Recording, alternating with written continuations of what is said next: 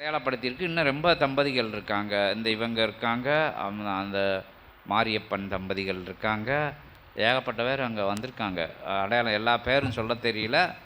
எல்லாரும் வந்திருக்காங்க. அவங்க எல்லாரும் இன்றைக்கி வந்து எல்லாம் அவங்க வீட்டு வேலை கூட இந்த அளவுக்கு பார்த்தாங்களோ என்னமோ, அட்வான்ஸை கொடுத்துட்டு அப்படி எப்படி உட்காந்துக்கிட்டு சேரில் உட்காந்துட்டு கட்டளை பிறப்பிச்சுக்கிட்டு இருப்பாங்க. இன்றைக்கி எல்லோரும் வேலை பார்த்ததை நாங்கள் பார்த்தோம். அதுதான் சித்தர்கள் உள்ளுக்குள்ளே முளைஞ்சிட்டாங்கிறதுக்கு அடையாளம் அதுதான். அப்படி நிகழ்வு தான் எல்லா இடங்களையும் நடந்துக்கிட்டு இருக்குது. ஒரு அன்னதானம் அங்கே நடந்தது. வண்டானம் எல்லையில் வந்து ஒரு அன்னதானம் நடந்தது. அது ரொம்ப வருடங்கள் ஆகுது. அது சித்ரா பௌர்ணமி அன்னைக்கு நடந்த விழா. அதிகாலையில் 7 மணியில் ஆரம்பித்த அன்னதானம் வந்து இரவு வரைக்கும் நடந்தது. 11 மணி வரைக்கும் நடந்தது. நடக்கல ஒரு சபையிலிருந்து ஒரு துரும்ப கூட யாரும் எடுத்து போடலை. யாரையும் கூப்பிடவும் இல்லை. நாங்களாக போய் எல்லா இடங்கள்லையும் இருந்து ஆட்கள் வந்துட்டாங்க. அன்னைக்கு ஃபுல்லாக அந்த இடமே வந்து எப்படின்னா, சித்தர்கள் சொன்னாங்க, வாக்கு சொன்னாங்க, எல்லாரையும் நாங்கள் கூப்பிட்டு வந்துடுவோம், என்ன தேவையோ அத்தனை செலவுகளையும் நாங்கள் கொடுத்துருந்தோம். அப்பமெல்லாம் ரொம்ப வருடங்கள் ஆகுது. அது எத்தனை வருடங்கள்னு சரியாக கணக்கு தெரியல. ரொம்ப வருடங்கள் ஆகுது. எல்லாம் எவ்வளவு செலவோ அதை போய் நாங்கள் கொடுத்துருந்தோம். எல்லாம் சொன்னாங்க. அதே மாதிரி எல்லா விஷயங்களையும் வந்து சீடர்கள்லாம் எல்லாம் சேர்ந்து உழைச்சது தான்.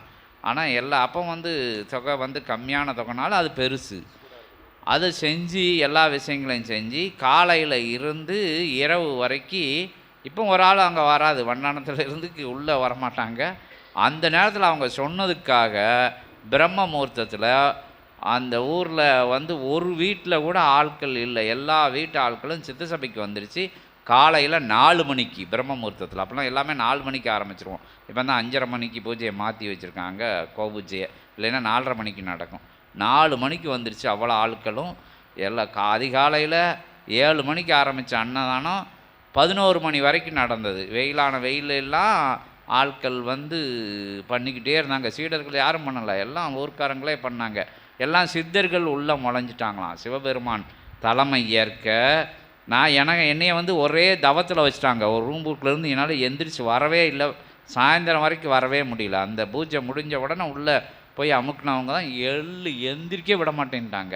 அப்போ ஃபுல்லாக ஊர்க்காரங்க ஃபுல்லாக வேலை பார்த்தாங்க. வந்தவங்கெல்லாம் வேலை பார்த்தாங்க. எங்கெங்கேயோ இருந்து வந்தாங்க, எப்படி வந்தாங்கன்னு தெரியாது. அது விழா வந்து அவ்வளவு சிறப்பாக நடந்தது. அதே விஷயத்து தான் உங்கள் ஊர்லேயும் நடந்திருக்கு. நீங்கள் வந்து வேலை பார்த்தது நீங்களாக இருந்தாலும் உங்கள் என்ன அலைகளுக்குள்ளே போனது ஃபுல்லாக சித்தர்கள் தான். எல்லாரையும் ஆட்கொண்டுட்டாங்க. நீங்கள் எல்லாம் ஒவ்வொரு விஷயம் கேட்காத இடங்கள்ல இருந்து வர்றது. அங்கே மாரிசாமி சொன்னால் அப்படி ஏதாவது ஆட்டோமேட்டிக்காக நடக்கு சாமி எல்லா விஷயங்களும் அப்படின்னு சொன்னால் அப்படி சரி. அப்போ வந்து நந்தி கூட்டங்கள் வர்றது. எங்களுக்கும் அங்கே தவத்தில் சில விஷயங்கள் நூல் தான். அங்கே அவங்க சீடர்களும் வந்து அவங்களும் வந்து அகத்திய பெருமான், விஸ்வாமித்திர மகரிஷி அவங்களும் உணர்த்திக்கிட்டே இருந்தாங்க. அதாவது என்ன அங்கே வந்து சச்சங்கம் இப்போமே ஆரம்பிச்சிருச்சு. இவர் ஹாஸ்பிட்டலில் இருக்கார், அங்கேயே சச்சங்கம் நடந்த மாதிரிங்க. அவர் சென்னையில் இருக்கார், அங்கே பெருமாள் வட்டி ஏதோ ஃபோக்கஸ் பண்ணுதாங்க சாமி அப்படின்னு சொல்லுதாங்க. எல்லா விஷயமும் இறை சூட்சமும். முதல்ல இது இயற்கை வந்து இது 2-3 வட்டம் இப்படி நடந்திருக்கு. திருச்சியிலையும் 2-3 தடவை இயற்கை இப்படி சரணடைஞ்சிருக்கு சிவசபைக்கு முன்னாடி. ஏன்னா அப்படி மாற்றிட்டாங்க. அதாவது இங்கே ரொம்ப நூலெலாம் வெப்பமாகும், கடும் வெப்பமாகும். அங்கே நூல் பேசுகிறவங்களுக்கு, எண்ணெயில் இருந்து சீடர்களுக்கு எல்லாருக்கும் பயங்கர வெப்பமாகும். வந்தவங்களும் வந்து ஒரே வெப்பமாக இருந்தால் அங்கே உட்காந்துருக்க மாட்டாங்க, எந்திரிச்சு போயிடுவாங்க.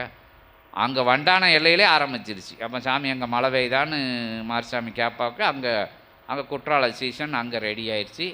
அது தொடர்பாக உங்கள் ஊருக்கும் வந்து இந்த நிகழ்வு இன்றைக்கும் இருக்குது. நேற்று ஆரம்பித்து நேற்று அந்த வெப்பத்தை தணித்து இன்றைக்கும் அதே கிளைமேட்டை வச்சுருக்காங்க. அதை அவங்களே சொல்லிட்டாங்க அகத்திய பெருமான்ட்டு.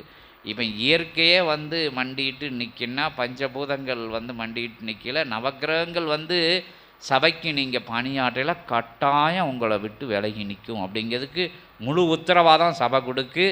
வந்து உணர்ந்தவங்க. இப்போ மாரிசாமியெல்லாம் கொஞ்சம் தான் சொல்லியிருக்கா. இப்போ மாரிசாமி இறை தரிசனங்கள்லாம் கணக்கிலடங்கா தரிசனங்கள் பார்த்துருக்கா அப்படி. ஆனால் இங்கே வந்து சொல்லதுக்கு வரமாட்டாங்க வார்த்தையின் நிலைகள். அதே மாதிரி இந்த அம்மாவுக்கும் இன்னும் ரொம்ப நடந்திருக்கு. அதெல்லாம் சொல்லலை. அந்த பாப்பாவுக்கும் ரொம்ப நடந்திருக்கு. ஒவ்வொருத்தருக்கும் நடந்திருக்கு. சீடர்கள் எல்லாரும் அனுபவங்களை சொன்னாலே உங்களுக்கு வந்து இங்கே இப்படிலாம் நடந்திருக்கா அப்படின்னு நினைக்கக்கூடிய நீங்களும் அதை உணருங்க அப்படின்னு சொல்லி அவங்க கூப்பிட்டு வந்திருக்காங்க. என்னத்தை இவ்வளோ நாள் வரைக்கும் என்ன செஞ்சிட்டோம் நம்ம, இனிமே வந்து பிரபஞ்சத்துக்கு செய்வோம். நமக்கு வாழ்ந்தாச்சு, நம்ம சந்ததிகள் தலைக்க வேண்டும். நம்ம பேரன் பேத்தி நம்ம எல்லாரும் நல்லா இருக்கணும்னு தானே நினைக்கும். அப்போ வந்து பிரபஞ்சமும் காயப்பட்டுறக்கூடாது. பிரபஞ்சம் இப்படியே இருந்தானா இயற்கை சீற்றமாகணும், அந்தந்த விஷயங்கள் அடக்கம் வேறு எல்லைகளில் நடக்கிற மாதிரி தான் இங்கேயும் நடக்கும். அதுக்கு கலியுக தேவ சித்த சபைன்னு ஆரம்பிக்கப்பட்ட நாளில் இருந்தே தமிழகம் வந்து உயர்வாக முதல்ல பாதுகாக்கப்பட்டு வந்துக்கிட்டு இருக்குது. அவங்க சித்தர்கள் சொன்னதெல்லாம் நடந்துக்கிட்டு இருக்குது. எல்லாருமே சிவசபையில் தொடர்பு இருக்கிறவங்க யாருமே கலியுகம் எங்கே இருந்தாலும் நீங்கள் எல்லாம் தர்ம யுகத்துக்குள்ளே வந்துடுறீங்க.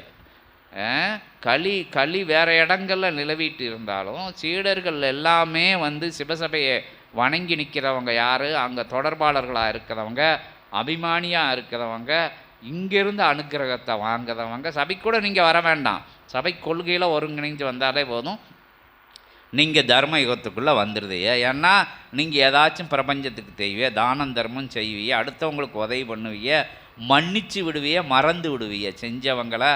உங்களுக்குள்ளே இருக்கிற குரோத மனப்பான்மை போயிடும். அதாவது ஏதோ ஒரு காலங்களில் ஏதோ ரொம்ப செஞ்சுருப்பாங்க, நமக்கு உறவினர்கள் நண்பர்கள்லாம் ரொம்ப நல்லது செஞ்சுருப்பாங்க. நம்ம வந்து அவங்களுக்கு ஏதோ நமக்கு கோபம் வந்து வேற்று மாற்று நிலைகளெல்லாம் நம்ம செஞ்சுருப்போம், கோபத்தில் வார்த்தைகளை ஊற்றிருப்போம், அதெல்லாம் மறந்துடுவோம். தெரியாமல் ஏதோ ஒரு கோபத்தில் அவன் வினை மிகுதினால் ஏதோ ஒரு வார்த்தையை விட்டதுக்கு அந்த உறவையே விட்டுருவிய நீங்கள். அது இங்கே இருக்கிறவங்களுக்கு கூட நிகழ்ந்துக்கிட்டு இருக்குது. அவங்கள மறந்து அவங்கள கரிச்சு கொட்டிக்கிட்டு இருப்பி. அதை சொல்லுவாங்களா, எப்போ பார்த்தாலும் இப்படி செஞ்சிட்டான், இப்படி சொல்லிட்டான். சின்ன வயசாக இருக்கலாம், பெரிய வயசாக இருக்கலாம், நம்மளோட கம்மியான வசதியாக இருக்கலாம், அதிக வசதிகளாக இருக்கலாம், அது பொருட்டு கிடையாது. உதவி செஞ்சவங்களை, நம்ம கூடையே இருந்தவங்களை ஒரு 4 விஷயத்தை வச்சு நம்ம செஞ்ச தவறுகளை எல்லாம் மறந்து அவங்க செஞ்ச தவறுகளை பெருசாக பிரேம் பண்ணி வீட்டில் மாட்டிக்கிட்டு காலையிலேயும் மாலையும் அந்த விஷயங்களையே நினச்சிக்கிட்டு எத்தனையோ நல்ல உறவுகளையும் நண்பர்களையும் செஞ்சவங்களையும் மறந்து இருக்கிற ஆட்கள் நம்மளுக்குள்ளேயே இருக்காங்க. அந்த நிகழ்வுகள்லாம் வருங்காலங்களில் மன்னிப்பிய சபையோட தொடர்பு பறையில் ஏதோ தெரியாமல் அன்றைக்கி சொல்லிட்டான் அப்படின்ட்டு நீங்களே கூட ஒரு ஃபங்க்ஷன்னா வீட்டுக்கு போயிடுவீங்க. நீங்கள் கூட வேண்டாம் வெறுப்பா பத்திரிக்கை கொடுக்கான் இல்லாட்டி கூப்பிடுதாங்கன்னா சரி போயிட்டு வந்துடுவோம், இல்லாட்டினா அங்கே வேணும் இங்கே வேணும் அப்படி இப்படின்னு சொன்னவங்க போயிடுவீங்க. அப்படி விஷயங்களில் ஒருங்கிணைக்கும் சபை படிப்படியாக உங்களை வந்து மாற்றம் காண வைக்கும். அந்த மாற்றம் தான் மாரிசாமிக்குள்ளே நடந்திருக்கு. அதனால் அந்த சிறு மாற்றம்னாலும் அது பெரிய மாற்றம். ஏன்னா அப்போ நான் வந்து கீழே படிஞ்சிருச்சு, 4 விஷயம் வந்து சரணடைஞ்சிருச்சு. நான் சரணடையில் வீட்டுக்குள்ளேயே சண்டை வராது. அப்போ சொந்தக்காரங்கிட்ட எங்கே சண்டை வரப்போகுது, இல்லாட்டி துஷ்ணனை கண்டா தூர வழகுன்னு திருத்த முடியாதவனை கண்டா நீங்கள் விலகி போயிடுவீங்க. அது எங்கேயாச்சும் போய் முட்டி மோதி அது பிரேக் பிடிக்காத வண்டி மாதிரி அது பிரபஞ்சம் எங்கேயாச்சும் எதையாச்சும் ஒரு சுழலுக்குள்ளே சிக்க வச்சிரும். உங்கள் பாதை இறை பாதையாக போயிடும். அதைத்தான் சித்த சபை சொல்லி கொடுத்துக்கிட்டு இருக்க. மறங்க, மன்னிங்க, அனுக்கிரகம் கொடுங்க, ஆசீர்வாதம் பண்ணுங்க அடுத்தவங்களை. உங்கள்கிட்ட இல்லைன்னு எதுவும் கிடையாது. அது சாமி இங்கே போனோன்னா இங்கே இருக்கிறதெல்லாம் தானம் செஞ்சிருவாங்களோ அப்படின்னு கிடையாது.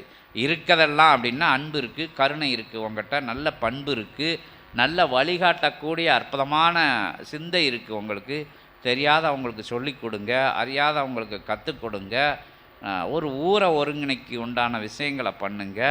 நம்மளை விட்டுட்டு இந்த ஃபங்க்ஷனை பட்டால் எப்படா இதை கெடுக்கணும் அப்படிங்கிறத விட்டுட்டு ஒரு பெரிய நிகழ்வை இன்றைக்கி நிகழ்ந்திருக்கீங்களா, இதெல்லாம் அபூர்வமான நிகழ்வு. இது மாதிரி நிகழ்வில் எல்லாம் உணஞ்சிருங்க. 4 மரக்கன்றுகளை நடுங்க, நிழல் தரும் விஷயங்களை செய்யுங்க. தன்னோட பேர் தான் அங்கே பெருசாக இருக்கணும்னு நினைக்காம பிரபஞ்சத்தோட அதிர்வலைகள் அங்கே இருக்கணும்னு செய்யுங்க. அது இந்த ஊர் பின்னாடி நல்லா வரும் அப்படின்னு சொல்லி சிவசபையோட தொடர்பு இருக்குது. சபை வளர வளர இந்த ஊரும் பெரிய அளவில் வரும். சபை வந்து பிரபஞ்சத்தையே ஆளுகின்ற சபைன்னு சொல்லுதாங்க, உலகத்தை ஆட்சி பண்ணக்கூடிய சபைன்னு சொல்லுதாங்க, சூட்சமத்தில் 14 லோகங்களையும் ஆளக்கூடிய சபைன்னு சொல்லுதாங்க. இயல்புலையும் வந்து இன்னும் வருங்காலங்களில் ரொம்ப வேகமாக வளர்ச்சி அடைய போகுது.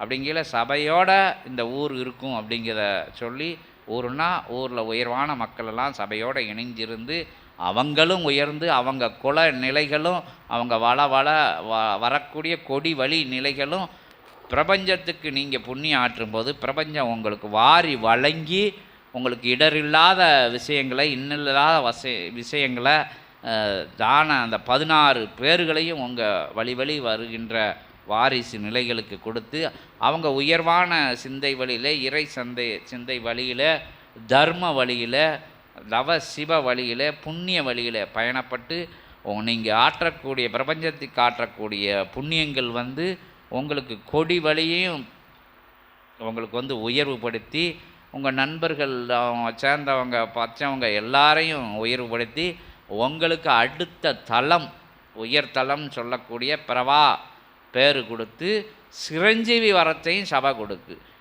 மரணமில்லா பெருவாழ்வு அப்படின்னு சொல்லக்கூடிய நிகழ்வை பெருவாழ்வாக கொடுக்கு. நீங்கள் சபையோடு இணைஞ்சிருக்கலாம், சூட்சமத்தில் சபையோடையே உட்கார்ந்துருக்கலாம், சிவபெருமானோட முருகப்பெருமானோட சித்தர்களோடையெல்லாம் அமர்ந்து அடுத்தும் வரும் காலங்களில் பிரபஞ்சத்துக்கு நீங்கள் தொண்டாற்றி வரையில் பெரிய நிலை அடைஞ்சு பேரானந்த நிலை அடைஞ்சு அடுத்தவங்களை வழிகாட்டக்கூடிய வாழும் சித்தர்களாக இருந்து பின்னாடி வழிகாட்டும் சித்தர்களாக சூட்சமத்திலையும் இருந்து சபையில் இப்போ இந்த ஊரில் 4 சித்தர்கள் உருவாகினான்னா அவங்க பின்னாடி இந்த ஊர் மக்களால் இந்த முசிறி சித்தர்னு சொல்லுதாங்க. எவ்வளோ நாள் கழித்து அவர் பேர் வெளியே வந்துடுச்சுல்ல. இந்த இடத்துல ஆலயம் அமையறதுக்கு இங்கே இறைவன் அமர்வதற்கு காரணமாக இருந்த முசிறி சித்தர் இப்போ இன்றைக்கி தான் தெரிஞ்சிருக்கு. எத்தனை பேருக்கு தெரிஞ்சதோ என்னன்னு தெரியாது, தெரிஞ்சிருக்க வாய்ப்பு இல்லைன்னு நினைக்கேன். என்ன நீங்கள் இதுவரை கேள்விப்பட்டது கிடையாதுல்ல. இப்போன்னா அந்த சித்தர்களோட விஷயங்கள் அடையாளங்கள் இது. ஏன்னா அவருக்கு நம்ம ஆற்றக்கூடிய பணி நம்ம காதில் கேட்டோம், அவருக்கு ஒரு நினைவு ஸ்துதியோ ஏதோ ஒன்று ஒரு சின்ன விஷயங்களோ பண்ணி அதன் மூலியமாக எல்லாம் ஒருங்கிணைஞ்சு இருந்து, ஏன்னா இது கிராமத்தை ஒருங்கிணைக்கிறதுக்கு அப்படி ஒரு யுக்தியை நம்ம கையாண்டு அதன் வழியில் நற்பணிகள்லாம் செஞ்சு வாங்க. தன்னை யாரும் அடையாளப்படுத்தாமல் பிரபஞ்சத்தை அடையாளப்படுத்தக்கூடிய பணியில் இருந்து உயர்வான பாதையில், உன்னதமான பாதையில் சிவசபையோட, சிவப்பிரபஞ்சத்தோட, சித்தர்கள் துணையோட, தேவர்கள் துணையோட எல்லாரும் இந்த ஊர் மக்களெல்லாம் சித்தர்கள்கிட்ட நேராக கேட்காத இடம் எங்கே இருக்குது?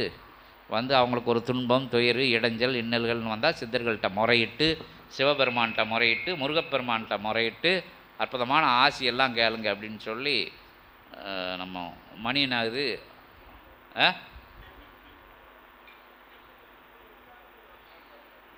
சரி, இது ஆனால் எல்லாரும் யாரும் சாப்பிடாம போயிடக்கூடாது. அகத்திய பெருமான் இப்போ ஒரு விஸ்வாமித்திர மகரிஷி உரையாற்றுவாங்க 10 நிமிஷம்.